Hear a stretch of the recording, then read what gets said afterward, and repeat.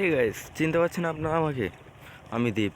আজকে ব্লগ করছি, ঠিক আছে? আপনাদের দেখাচ্ছি।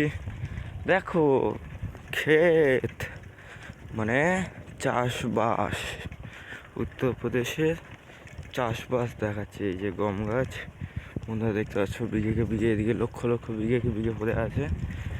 এই ফাঁকা ফাঁকা রাস্তা দিয়ে আমি যাচ্ছি, কাকি কাটতেছে, এদিকে বোঝা বাঁধা আছে, বোঝাই করে নেবে, ডাইরেক্ট গিয়ে আবার মেশিনে ফেলে দেবে। বুঝতে পারলে কিছু? কারণ এখানে কেউ হাতে ঝাড়ায় না বা মেশিনে ঝাড়ায় না, মানে যেরকম আমাদের কলকাতা ওদিকে যেরকম মেশিনে ঝাড়ায় ধান টান, সেরকম ওরাই ঝাড়ায় না।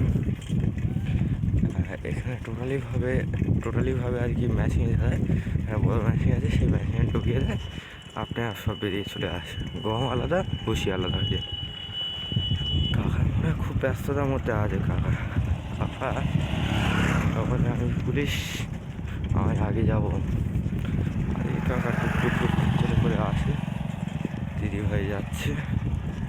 কারণ কারণ আবার কি, আমি জেনে বসে আছি কারণ কি না আছে।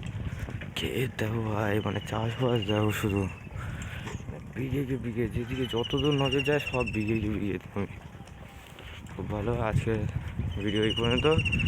ভালো লাগলে শেয়ার করবে, আর চাষবাস দেখার জন্য আবার আমাকে সাবস্ক্রাইব করে নেবে এবং কমেন্ট করে বলবে যা কিছু জানার, এবং শেষমেশ লাইক করে দেবেন। টুই টুই টুই টুই টুই।